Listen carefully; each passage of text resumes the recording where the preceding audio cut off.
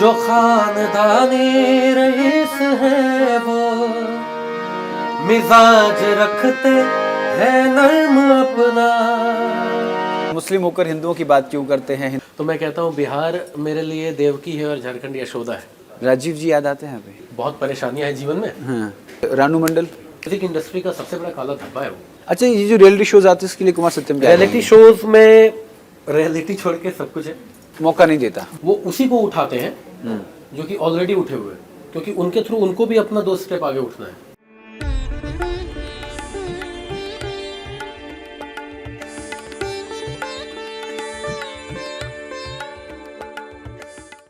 शुरुआत समुद्र मंथन से करते हैं। मंदार पर्वत। मंदार पर्वत आजकल बिहार के बांका में है। बिहार के बारे में एक कहावत बहुत मशहूर है कि वहाँ के लोग या तो बहुत बड़ा काम करते हैं या सिर्फ गुजर बसर करते हैं। आज तक देश को सबसे ज़्यादा IAS, PCS और IPS बिहार ने दिया है, लेकिन ये कहना भी गलत नहीं होगा कि सबसे ज़्यादा प्रतिभा भी बिहार में छिपी हुई है। आज हम आपका तारुफ एक ऐसे गज़ल गायक से कराएंगे, मैं कहूँगा कि एक ऐसे गायक से कराएंगे जिन पर मोहर लगी कि वो एक सिर्फ गज़ल गायक है, लेकिन वो तमाम विधाओं में पारंगत हैं।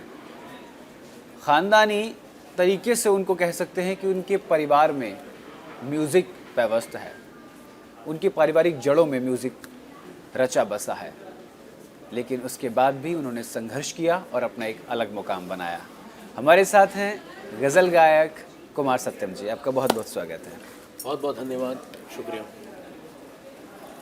शुरुआत करने के लिए तो बहुत सारी चीज़ें हैं, लेकिन मैं ये सोच रहा हूँ सबसे पहले, क्योंकि हम आपके वीडियोस के बारे में जब देख रहे थे तो सबसे ज़्यादा कमेंट्स ये थे कि आप मुस्लिम होकर हिंदुओं की बात क्यों करते हैं, हिंदू धर्म देवताओं का नाम क्यों लेते हैं। तो सबसे पहले तो बताइए कि आप मुस्लिम हैं। अरे पता नहीं, मैं भी ये लास्ट के कुछ टाइम से कमेंट्स देख रहा हूँ। हाँ। एक दिन तो एक भाई साहब ने लिखा कि हमें गर्व है आपके जैसे मुसलमान पे। अब मैं सोचा मैं खुश हूँ या दुखी हो जाऊँ, मुझे ये नहीं पता, लेकिन मैं बता दूँ बाकायदे, अगर आप लोगों को ये लगता है तो ये कहीं ना कहीं एक तरह से बहुत अच्छी बात है। हाँ। कि वो भी मुझे अपने उतना ही अपना समझते हैं, और जो है वो है, तो है। मतलब जो जिस तरीके से हमारे प्रीएम्बल ऑफ कॉन्स्टिट्यूशन में लिखा हुआ है कि हमारा जो भारत है बिल्कुल वो विविधताओं में एकता वाला देश है, यहाँ सभी धर्मों का सम्मान है, उसी तरीके से आप एक सनातनी ब्राह्मण घर के लड़के को अगर लोग अपने परिवार का हिस्सा मान रहे हैं तो ये खुशनसीबी है ये जी।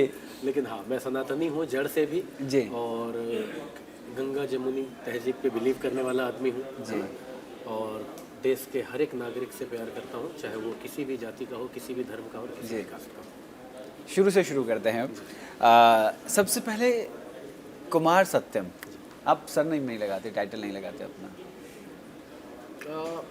नाम के पीछे की परिभाषा क्या है? नाम के पीछे की परिभाषा कुछ नहीं है, मतलब मेरे घर के संगीतकार और विद्वान इतने बड़े हुए हैं कि वो सरनेम लगाने की मेरी हैसियत नहीं है।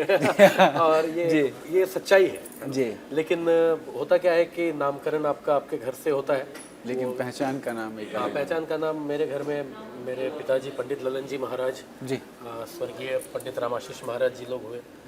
तो मैं चूँकि एक भट्ट ब्राह्मण फैमिली से आता हूँ, तो हमारे यहाँ भट्ट ब्राह्मण क्या जो टाइटल्स चलते हैं वो शर्मा है, भट्ट है, रॉय है ना, और महाराज है, बहुत सारी चीज़ें हैं, लेकिन मैं नहीं लगाता हूँ तो कोई बात नहीं। मेरे विकिपीडिया में भी तो है। जी जी, बिल्कुल बिल्कुल बिल्कुल।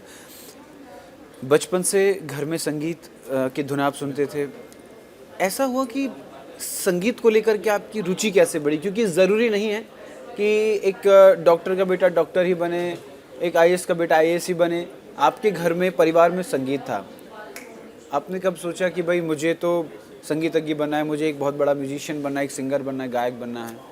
देखो, मेरा मानना है कि मैं कोई नहीं होता हूँ संगीत को चुनने वाला, संगीत की बड़ी कृपा रही है मेरे ऊपर जो कि इसने मुझे चुना है ना। क्योंकि मेरे घर में और भी लोग रहे हैं, हालांकि संगीतकार लोग इतने रहे, उनके बच्चे लोग, लेकिन बहुत लोगों ने संगीत नहीं कर पाए, क्योंकि संगीत को करने के लिए ना, मतलब अगर कोई थोड़ी सी भी सुर और ताल में है तो उसको ईश्वर की बहुत बड़ी कृपा है। तो मेरे ऊपर ये कृपा रही ईश्वर की और बुजुर्गों की कृपा रही कि उन लोगों ने मुझे सिखाया। सर, हर इंसान की अपनी ज़िंदगी की एक कहानी होती है। आप एक छोटे से गांव से निकलकर आज आपने वैश्विक स्तर पर अपनी पहचान बनाई है। हर कोई आपकी निजी ज़िंदगी के बारे में जानना चाहता है कि मतलब किस तरीके से मेहनत किया आपने, कैसे आप आगे बढ़े। वो यात्रा वृतांत जो है आपसे समझना चाहते हैं। यात्रा बहुत अच्छी रही है, क्योंकि संगीत तो पूरे परिवार में रहा है। और कहते हैं ना, एक वर्ड है मिरासी होना, मतलब बहुत जगह पे इस वर्ड को खराब माना जाता है, मतलब लोग इसको मिरासी, मैं एक मिरासी हूँ, मतलब मिरास एक वर्ड है।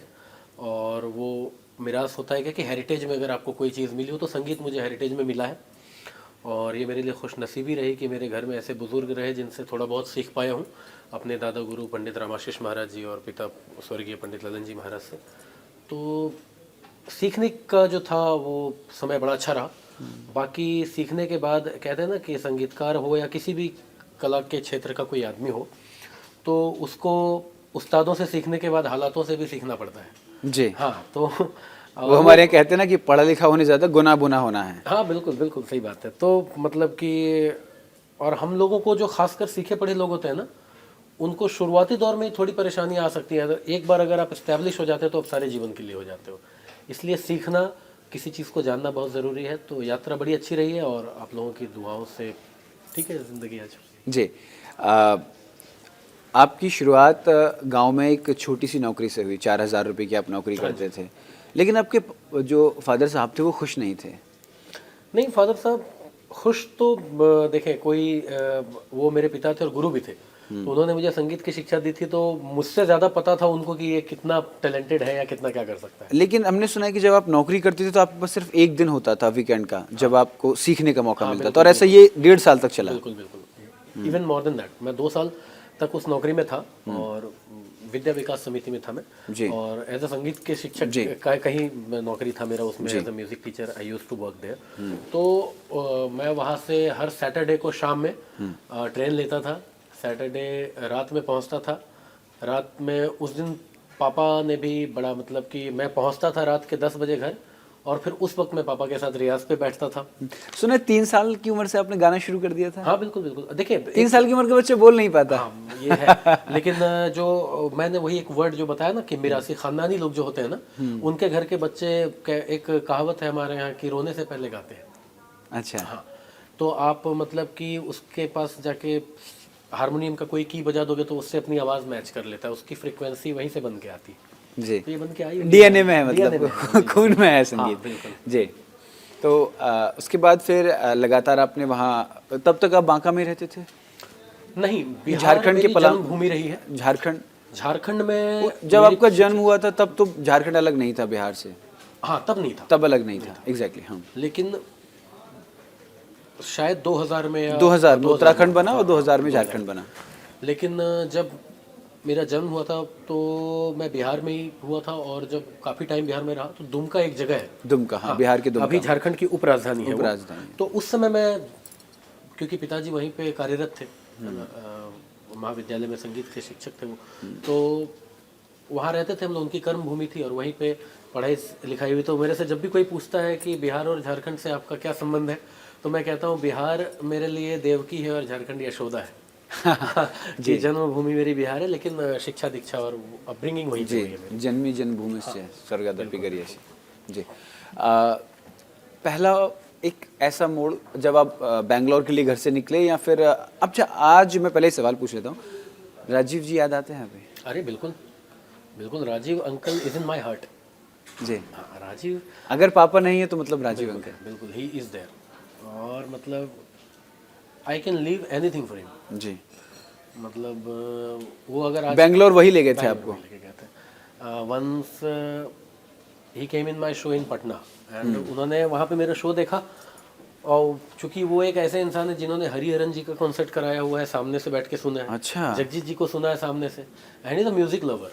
मैं जो, अच्छा, राजीव जी बाय प्रोफेशन वो एग्री प्लास्ट की एक कंपनी है, एग्री। मतलब ये मैं इसलिए जानना चाहता हूँ कि संगीत से इतना लगाव क्यों उनका? हाँ, या फिर संगीत से लगाव था या कुमार सत्यम से लगाव था?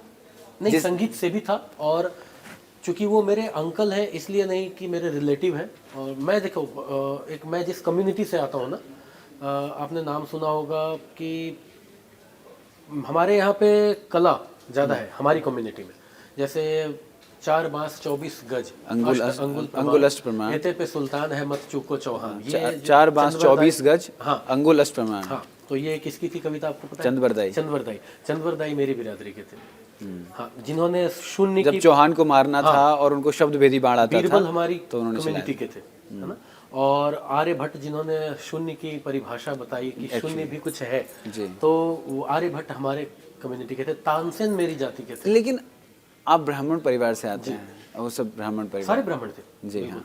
और ब्राह्मणों में भी मतलब आप अपने खानदान को उस पीढ़ी से रिलेट कर रहे हैं। बिल्कुल करते हैं ना, क्योंकि हमारा जो काम है, ब्रह्मभट्ट समाज से आता हूँ मैं, भट्ट ब्राह्मणों से।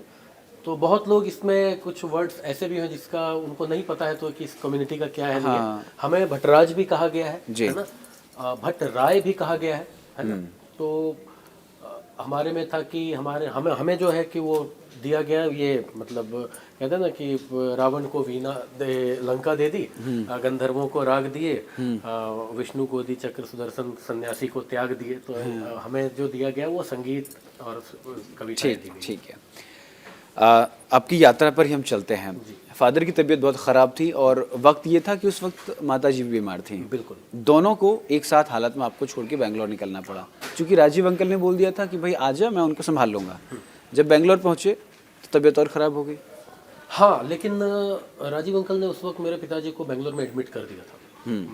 उन्होंने मुझे बोला, नहीं, आपने कहीं कहा है शायद कि अच्छा पहले एडमिट कर दिया था। हाँ, मतलब कि मुझे जब बुलाया ना उन्होंने बेंगलोर, तो मैंने उनको बोला भी कि अंकल, मतलब कभी उतने बड़े शहर में रहा नहीं हूँ, तो it will be uncomfortable for me कि बेंगलोर में कॉन्सर्ट करते थे, कॉन्सर्ट करता था मैं वहाँ, गजल गाते थे, गजलें, भजन।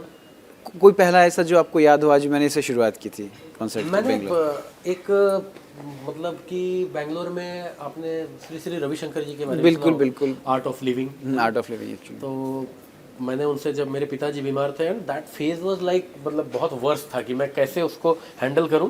तो उनसे मैंने पूछा था, क्योंकि एज अ सेलिब्रिटी गेस्ट मैं वहाँ पे था कि भाई ये सिंगर है, तो उनसे मैंने सामने से पूछ लिया, गुरुजी बहुत परेशानियां हैं जीवन में। हाँ। तो उन्होंने एक बात मुझे कही थी कि going through ups and downs is the part of life and smiling through ups and downs is the art of life. हाँ, तो बड़ा अफेक्ट किया मुझे। तो रविशंकर जी का मैंने शो किया था, और मेरे पिताजी का जो देहावकाश हुआ था, मैं आपको बता दूं, मैं उस दिन रविशंकर जी के आश्रम में ही था। ओके जी, मैं वहीं के कॉन्सर्ट से, इसीलिए आपने अपने आप को बड़ी आसानी से संभाल लिया। हाँ। और आपने अपना हारमोनियम उठाया और आप चल दिए। कहाँ गए? मैं आपको बताऊं तो Rajiv uncle is a music lover, इतने म्यूजिक लवर है कि मुझे हारमोनियम लेके यहाँ से जाने की जरूरत भी नहीं। उनके घर पे हारमोनियम था। मैं उनका हारमोनियम लेके ही कॉन्सर्ट करता था वहाँ। और उन्होंने पटना में एक मेरा कॉन्सर्ट था, तो पटना ही हमारे लिए बड़ा शहर हो गया। मतलब हम जहाँ से आते हैं ना, वो हमारे लिए पटना ही ऐसा था कि बहुत बड़ा शहर है। तो पटना में कॉन्सर्ट था, तो वो राजीव अंकल आए थे। उन्होंने कहा कि आपका जो आर्ट है, आप जिस कैलिबर के आर्टिस्ट हो, आई डोंट नो, मैं तो बहुत नहीं मानता हूँ अपने आप को, उनको दिखा होगा। तो उन्होंने बोला कि आप बड़े शहर चलो बेंगलोर चलो मेरे साथ। तो होता है ना कि बहुत लोग बोलते हैं कि आपको बुलाएंगे, आप आ जाओ, तो मैं बात आई गई होगी। But he was so committed, मतलब कि बेंगलोर जाके 2 से 3 दिन के बाद he started booking my tickets, he started calling. मतलब पहला शो आपका कितने टिकट बिके थे बेंगलोर में? मैंने हाउसफुल शो किया, मैं आपको कभी उसके वीडियो भी दिखाऊंगा। हो गए कभी? तो वो पहला शो मैं जाना चाहता हूँ। पहला शो तो मैं आपको बताऊं कि मैंने किया था इसी आर्ट ऑफ लिविंग में ही किया था मैंने। तो वहाँ तो ऑलरेडी इतने ऑडियंस। तो टिकट वाला शो तो कितने रुपए का टिकट था? उसमें 200 रुपए की टिकट लेकिन हाँ बिक गए थे। Okay, in which year? 17। Okay, 2017 अभी। ओके, तो मिनिमम 500-200 से शुरू किया आपने। तो कितने टिकट बिक गए होंगे? काफी बिक गए होंगे, मतलब हाउसफुल था। वो पहली गजल आप सुना दीजिए जो आपने पहले कॉन्सर्ट में सुनाई। पहले जो कॉन्सर्ट में मैं आपको बताऊं, हाँ ठीक है, मैं आपको सुनाता हूँ, क्योंकि मैं अपनी भी कॉम्पोजिशंस गाता हूँ जी। तो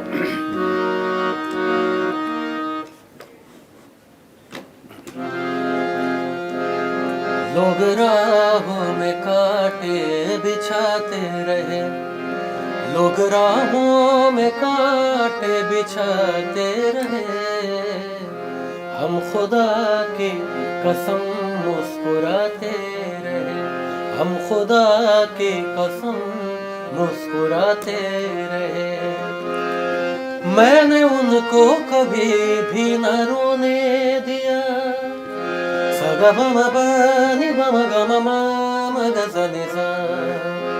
मैंने उनको कभी भी न रोने दिया। वो सितम पर सितम हम पे ढाते रहे, लोग राहों में कांटे बिछाते रहे। ये गजल बड़ी पसंद है। ये आपकी अपनी लिखी हुई है? मेरी लिखी हुई नहीं, लिखी हुई है अंकित शर्मा साहब की, एमपी के वो है। अच्छा। और उनकी मैंने बस एक ही गजल गाई है, लेकिन बड़ी हिट हुई थी ये। जी। हाँ, उस समय मैं एक बहुत बड़ा चैनल हुआ करता था, मुकेश म्यूजिक। ठीक है। उस पे कम से कम इस गाने पे मेरा ख्याल है कि 20 मिलियन व्यूज रहे होंगे। ओके। हाँ, स्टेज पे गाया था मैंने। कुमार सत्यम की जो कमाई की शुरुआत हुई वो बेंगलोर से कॉन्सर्ट्स के ज़रिए, लेकिन कहीं ना कहीं आपको पहचान मिली यूट्यूब से। हाँ, सोशल मीडिया से बहुत पहचान मिली। सोशल मीडिया पे आपको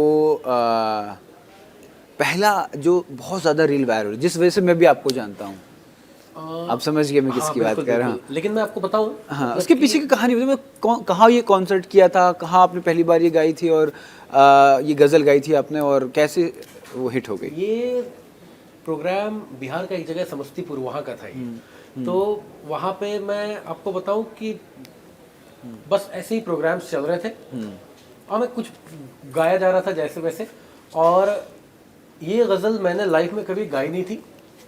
और कोई एक भाई साहब ने आके कहा कि आप वो गज़ल, आपको पता है शबीना अदीब जी उसका मुशायरे में उसको पढ़ती थी जी। तो मुशायरा एक ऐसा जगह है जहाँ पे कि आम ऑडियंस बहुत कम जा पाती है ना। तो मैं बोला कि सुना तो नहीं हूँ, लेकिन फिर याद आया नहीं मैंने सुना है, क्योंकि हम तो मुशायरे सुनते थे, शबीना अदीब जी को हमने सुना था। तो मैंने वो लिरिक्स निकाली, और आप जब उस वीडियो को देखेंगे ना, तो उस वीडियो में मेरी लिपसिंग भी मैच नहीं हो रही है ना। मैं, क्योंकि वर्ड्स मुझे याद नहीं थे कि क्या है, मैं एक बार ऐसे मोबाइल में ऐसे देख रहा हूँ, एक बार गा रहा हूँ, और वहाँ पे कुछ भी मेरे फेवर में नहीं था। साउंड सिस्टम भी नहीं था अच्छा, साउंड सिस्टम में भी गाते गाते पीछे से सीटियाँ बज रही थी। वो गज़ल मैंने गाई, मैं गा दी, बोले चलो ठीक है, आज यहाँ गाया है, 2-3 बार गाऊंगा स्टेज पे तो ठीक हो जाएगा। लेकिन वहीं से वो गज़ल ऐसी वायरल हुई कि बस चल पड़ी। लेकिन हाँ, उसके पहले चूँकि उसका वो रील वायरल हुआ था, वो पूरी गज़ल उतनी वायरल नहीं थी शुरू में। वायरल, एक बार वायरल रील, हाँ, वो वायरल जो लाइंस थी वो सुना दीजिए। जो खानदानी रईस है वो मिजाज रखते हैं नर्म अपना, पबगमग सर ने समाग सर ने सगम बाब सगम सारे दादा दसरे सदा बगम मग सादे सगम पा। जो खानदानी रईस है वो मिजाज रखते हैं नर्म अपना, तुम्हारा लहजा बता रहा है तुम्हारी दौलत नई है, खामोश लब है झुके हैं पलके, दिलों में उल्फत नई।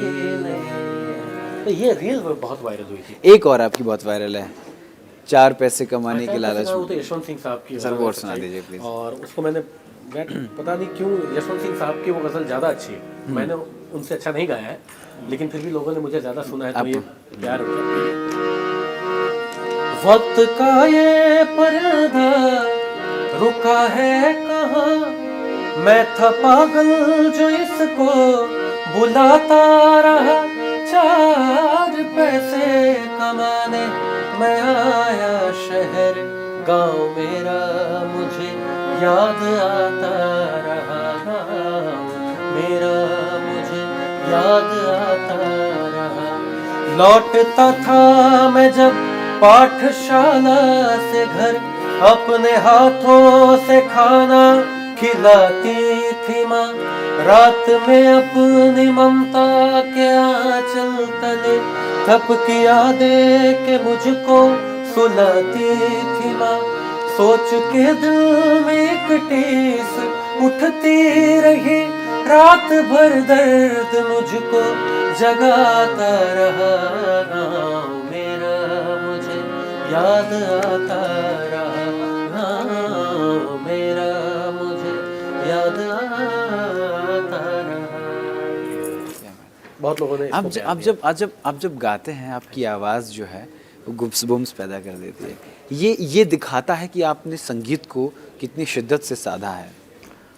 मुझे ये बात इसलिए मैं ये बात कह रहा हूँ क्योंकि आजकल सोशल मीडिया का दौर है, लोग रातों रात फेमस हो जाते हैं। किसी का कोई एक गाना किसी ने बड़े मिनिस्टर ने ट्वीट कर दिया तो वो बस उसके लिए जानी जाती हैं। उसके अलावा उनके अगर आप कॉन्सर्ट शोज़ देखें आप या फिर रियल स्टेज पे शोज़ देखें तो वो वर्थलेस होते हैं, ऐसा देखने को मिलता है अक्सर। और किसी की कोई रील वायरल हो जाती है, लेकिन आप जो लोग शिद्दत से मेहनत करते हैं, ज़मीन से लेकर उठते हैं, लेकिन एक पहचान जो उन लोगों को मिल जाती है वो कहीं ना कहीं आप जैसे बड़े संगीतज्ञ जिन्होंने संगीत को साधा वो अछूते रह जाते हैं। क्या कहेंगे इस पे? नहीं देखो, मैं जो हूँ ना बहुत मैं संतुष्ट आदमी हूँ अपने जीवन में, है ना। मुझे जितना भी मिला है आई एम सैटिस्फाइड, मुझे मेरा सॉर्टेड है। और रही बात कि कौन से मिनिस्टर किसकी गज़ल या किसके भजन या किसके गाने को ट्वीट करते हैं या शेयर करते हैं, मुझे तो ये नहीं पता। अगर हाँ ऑडियंस, ये तो नेता तो इसमें कुछ नहीं, मैं तो मानता हूँ कि ऑडियंस की गलती है। ऑडियंस ने देखा कि अगर कोई चर्चित नेता है उसने किसी का शेयर कर दिया, उस नेता को कितने संगीत का ज्ञान है ये भी मैटर करता है ना है ना। कि अगर मैं किसी भी कलाकार का वीडियो अपने सोशल मीडिया से शेयर करता हूँ तो जाहिर सी बात है मुझे सारे गामा पधा निसा का टोन पता है, इतना तो सीखा है, और इतना ही इससे ज़्यादा पता भी नहीं, सच्चाई बताता हूँ। तो क्योंकि मेरे घर में 13 जनरेशन से म्यूज़िक लोग कर रहे हैं, मेरा आज भी सुर हट जाता है, वो सबके साथ है, लेकिन फिर भी इतना पता है कि ये कलाकार अगर गा रहा है तो अच्छा है या बुरा है। अगर मैं ट्वीट करता हूँ तो 4 संगीतकारों को ये लगेगा कि नहीं, अगर एक संगीतकार ने ट्वीट किया है तो बात बनती है। कोई नेता या कोई अभिनेता कर दे तो आए। सोशल मीडिया पे मैं सिर्फ एक स्पेसिफिक उसकी बात नहीं कर रहा हूँ, रातों रात जैसे रानू मंडल। अरे रानू मंडल तो मैं बताऊँ आपको कि म्यूजिक इंडस्ट्री का सबसे बड़ा काला धब्बा है वो, लेकिन बड़े बड़े लोगों ने शोज में बुलाया। शोज में बुलाया तो फिर आज कहाँ है, आज कहाँ तो है? उसको फिर क्या कहेंगे? टीआरपी के लिए कुछ भी टीआरपी करेंगे? के लिए, बिल्कुल टीआरपी के लिए, चाहे वो जो भी हो। अच्छा, ये जो रियलिटी शोज आते हैं इसके लिए कुमार सत्यम क्या रियलिटी शोज में रियलिटी छोड़ के सब कुछ है।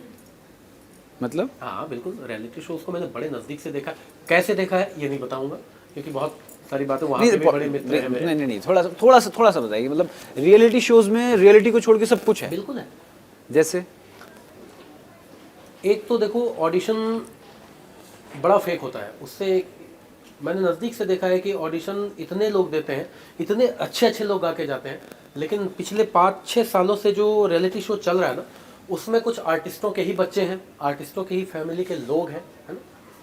और बहुत सारी चीज़ें हैं, मतलब कि गाना भी बहुत लोगों का ऐसा है कि अब तो बहुत एडिटिंग होकर सामने वीडियो आती है, ऑडियो वीडियो सब कुछ। जी, आगे बढ़ते हैं। ये तो रियलिटी शोज की बात है, बात कुमार सत्यम की कर लेते हैं।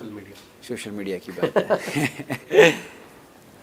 सोशल मीडिया, यूट्यूब आपकी कॉन्सर्ट्स के बाद दूसरी आय का स्रोत बना। आपको क्या लगता है यूट्यूब एक बड़ा प्लेटफॉर्म है खुद की प्रतिभा को दिखाने के लिए? बिल्कुल है, बिल्कुल है। सोशल मीडिया 2 तरीके का है आज के समय में। एक सोशल मीडिया, ये जो आपका निर्णय था, ये सोचा समझा था या फिर आपने बस गाना बनाया लोगों को दिखाने के लिए डाल दिया? आपको नहीं पता था कि एक दिन आपके लिए एक प्लेटफॉर्म बन जाए? नहीं, मैंने अपने हिट को कभी प्लान नहीं किया आज तक कि मुझे लगा था कि ये गाना चलेगा ही चलेगा। मैं जिस कॉन्सर्ट में बैठता हूँ ना, वहाँ पे उस कॉन्सर्ट में क्या अच्छा जाएगा बस इतना ही सोचता हूँ। उसके बाद सोशल मीडिया पे लोग कितना सुनेंगे मैं इसका सोचता भी नहीं। लोगों को तो लगता है ना कि कुमार सत्यम तो मुस्लिम है, ये लगता है लोगों को। कमेंट्स आपकी वीडियोस पे कमेंट्स देखे हैं, तो कहते हैं कि आप मुस्लिम होकर हिंदू की बात करते हैं और आप गजल गाते तो मुसलमान ही होंगे। नहीं, ऐसा कुछ नहीं है, भाषा अलग अलग है। आप भजन भी गाते हैं? मैं तो इंग्लिश भी बोल लेता हूँ ठीक ठाक। नहीं, वो अंग्रेज तो नहीं लगते आप। वो अलग बात है, अंग्रेज जी तो नहीं दिखता हूँ। लेकिन आपकी आवाज़, मतलब आवाज़ के करोड़ों लोग दीवाने हैं, पूरा देश आपकी आवाज़ का दीवाना है। शुक्रगुजार हूँ अपने और ऑडियंस का। बिल्कुल वापस आते हैं, गज़ल के लोग आपको जानते हैं, भजन भी आप गाते हैं। बिल्कुल। एक भजन की 2 लाइन कोई? मैं अपनी कॉम्पोजिशन अपनी कॉम्पोजिशन प्लीज। जिनके सुमिरन से खुल जाते स्वयं मुक्ति के चारों धाम, वो है प्राणन प्यारे राम। जय श्री राम, जय श्री राम। वो है प्राणन प्यारे राम। जय श्री राम, जय श्री राम। कौशल्या की आंख के तारे, दशरथ के हैं राज दुलारे। ताड़का मार अजामिल तारे, सुर नर मुनि जन के रखवारे, पत्थर तैर गए पानी में, पत्थर तैर गए पानी में, छूकर जिनका प्यारा नाम वो है प्राणन प्यारे राम। जय श्री राम जय श्री राम, वो है प्राणन प्यारे राम। जय श्री राम जय श्री राम। ये मेरी अम्मी बोली थी। किनको अपना इष्ट देव मानते हैं? भगवान राम, शिव, हनुमान? देखिए, मैं शिव की तारीफ कर दूं तो हनुमान नाराज हो जाएंगे। मैं सबको बराबर दर्जा देता हूँ, सारे भगवान बराबर है मेरे। जी जी। आपके इष्ट देव कौन है कि आपको लगता है कि मैं बहुत परेशानी में होता हूँ तो इनका सुमरन करता हूँ तो मेरे काम बन जाते हैं? निराकार ब्रह्म, मतलब आप जिसका कोई आकार नहीं है। जी, तो वो तो शिव है। नहीं, शिव का भी तो आकार है। भस्म अंग जटा में संग गौरी, जटा में गंग गौरी विराजे संग। क्या है ये जो आप बोल रहे हैं? ये कंपोजिशन? भस्म अंग, उनके बदन पे भस्म लगा हुआ है। इसको गा के कह सकते हैं? वो ध्रुपद है वो के कैसे? भस्म अंग गौरी संग जटा में विराज गंग, अधिको सबायो है। तो ये है। क्या बात है। तो उनका भी एक आकार है कि जी। हमें पता चल रहा है ठीक है। कि भस्म अंग, अंग में भस्म लगा हुआ है, जटा में गंग है ना, गौरी विराजे संग। तो वो भी नहीं है जी जिसका कोई आकार नहीं हो, निराकार। जी, तो मैं बिल्कुल। ब्रह्म को पूजा कर, मतलब उनका स्मरण करता हूँ मैं। ठीक है। जिस तरीके से लोगों ने आपके लिए मुस्लिम का आपने उसका खंडन किया, आप ना सिर्फ गज़ल गाए कि आप भजन भी बहुत अच्छे गाते हैं। बॉलीवुड में कभी कोशिश की यानी कि मैं बॉलीवुड फिल्म के लिए कोई गाना है? एक्चुअली नहीं किया। मतलब आप चाहते नहीं कि बॉलीवुड के लिए गाएं? नहीं, क्यों नहीं, मतलब कि अब तो या फिर आपको आपके टेस्ट का म्यूजिक नहीं मिल रहा है, या फिर आपको ऐसे ऑफर नहीं आ रही? बॉलीवुड में भी अच्छे म्यूजिशियंस हैं, अरिजीत नहीं सिंह जैसे मतलब आर्टिस्ट आपको लग रहा है कि नहीं, आपके पास ऑफर्स आते हैं, आपको लगता है कि नहीं यार ये गाना मेरे मतलब मेरे। नहीं, बॉलीवुड किसी को ऑफर नहीं करता जल्दी। अच्छा, ये सच बात है। बॉलीवुड, आप अगर ये सोच रहे हैं कि मैं पिछले 14-15 जनरेशन से म्यूज़िक कर रहा हूँ, मैं तो एकदम ऐसा खुट्टा गाड़ दूंगा कि बस दुनिया देखती रह जाएगी, तो आपको खुट्टा गाड़ने के लिए वो जगह ही नहीं मिल रहा है। आप अपने घर में गाड़िए। मतलब बॉलीवुड मौका नहीं देता? बॉलीवुड देता है मौका, है ना। बॉलीवुड देखो, आज टीआरपी का समय है, वो उसी को उठाते हैं जो कि ऑलरेडी उठे हुए हैं, क्योंकि उनके थ्रू उनको भी अपना 2 स्टेप आगे उठना है ना। कि अगर तो क्या बॉलीवुड अब पहले जैसा बॉलीवुड नहीं रहा? नहीं रहा, बिल्कुल नहीं रहा। आप तो आपकी म्यूजिक सिंगर्स के लिए क्या कहेंगे बॉलीवुड में?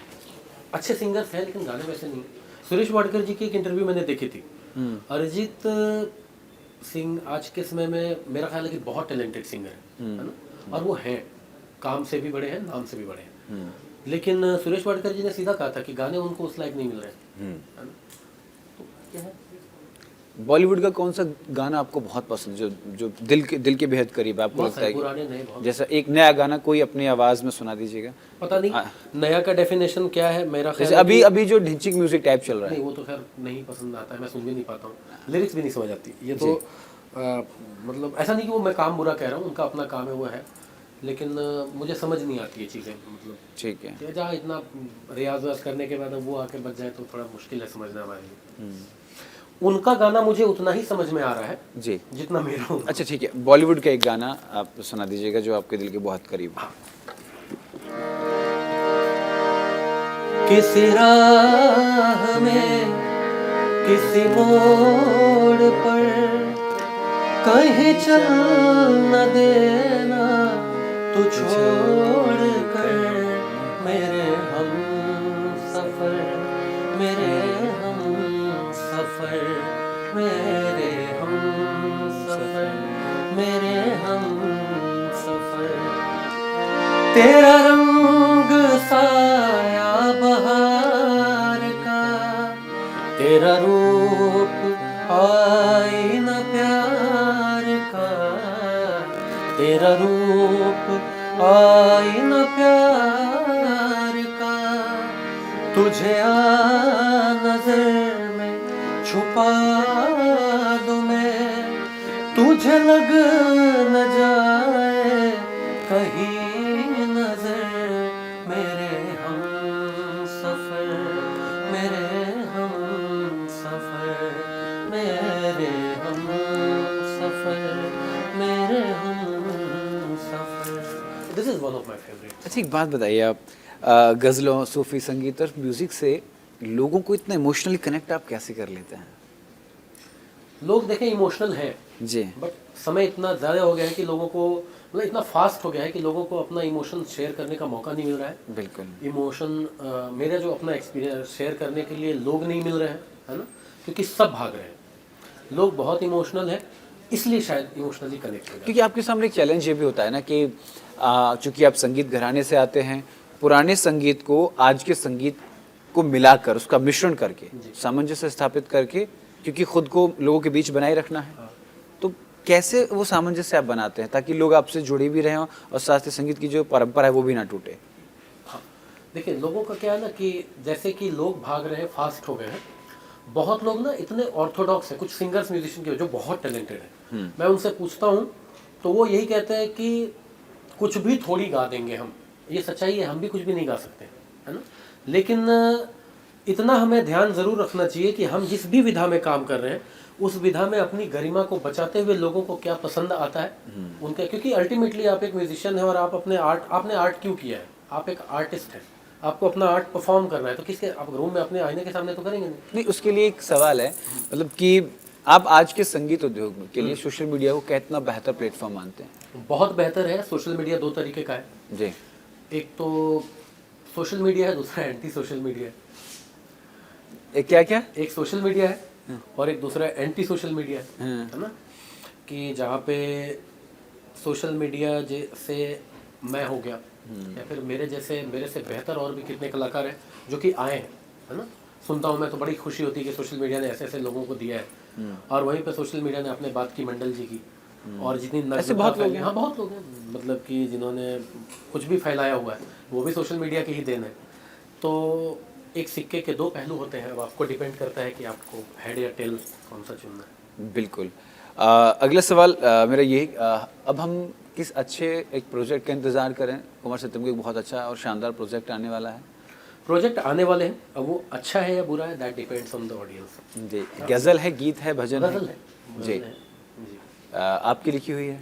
ओन नहीं, कॉम्पोजिशन? यूजुअली मैं लिखता नहीं हूँ जी। हाँ, तो लिखे हुए हैं, मतलब एक मेरे बहुत प्यारे मित्र हैं प्रियांशु गजेंद्र जी, उनकी लिखी हुई है। इमरान राई साहब की गज़ल है जी। दो तीन आरी। एक आखिरी और मोस्ट अवेटेड क्वेश्चन, शादी का कार्ड कब दे रहे हैं? शादी का कार्ड मेरी या किसी और की शादी का कार्ड चाहिए? नहीं, मैं अपनी तो दूंगा ही आपको। आप अपनी शादी की बात, मैं आपकी शादी की बात कर रहा हूँ। जब शादी, आपने वादा भी किया मेरी शादी में आके डांस करेंगे। हाँ बिल्कुल, और तब तक करूँगा जब तक कि मैं खुद आके ना नहीं नहीं आप खुद आके ना कहें कि रुक जा भाई, आज नागमणि घर लेके ही जाएगा। तब तक मैं करूँगा, आप चिंता ना जी करें। जी जी।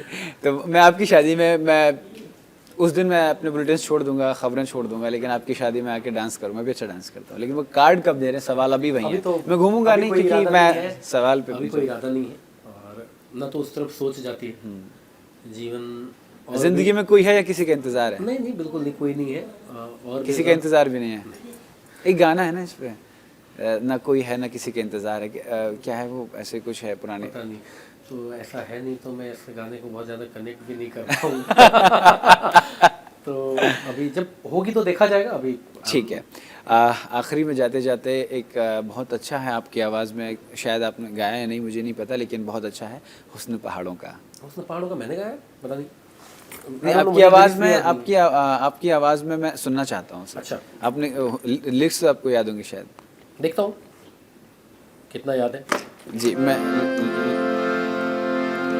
खिले खिले फूलों से भरी भरी वादी, रात ही रात में किसने सजा दी, किसने सजा दी, रात ही रात में किसने सजा दी, लगता है ऐसे यहाँ अपनी हो शादी, लगता है ऐसे यहाँ अपनी हो शादी, क्या गुल बूटे हैं पहाड़ों में ये कहते, परदेसी तो झूठे हैं, हुस्न पहाड़ों का ओ साहिबा, हुस्न पहाड़ों का क्या कहना के बारो क्या बात महीने मौसम जाड़ों का। मुझे याद नहीं है lyrics नहीं तो। क्या बात नहीं। देखिए इस गाने को या फिर कह सकते हैं इस गीत को गुनगुनवाने का जो मेरा उद्देश्य था वो यही था कि मैं दर्शकों को बताना चाहता हूँ कि जो संगीत की शिक्षा प्राप्त करते हैं, फिर जो शास्त्रीय संगीत को बहुत करीब से समझते हैं, उनको लिरिक्स याद होना हो लेकिन जो उनकी गायकी हो, उनकी आवाज़ है वो मंत्रमुग्ध कर देती है। और ये एक अच्छे संगीतज्ञ की और एक अच्छे गायक की पहचान है जिसको आपने परिभाषित किया। कुमार सत्यम जी, न्यूज़ इंडिया के इस पॉडकास्ट से जुड़ने के लिए, अपना बेशकीमती समय देने के लिए बहुत बहुत शुक्रिया। और मैं अपने तमाम दर्शकों से गुजारिश करूंगा कि आप भी कुमार सत्यम जी को ऐसे ही सपोर्ट करते रहिएगा, उनको फॉलो करते रहिएगा। और इसमें आपने जाना कुमार सत्यम जी को बेहद नज़दीक से। मैं आपका होस्ट एंड दोस्त गौरव किशोर शर्मा।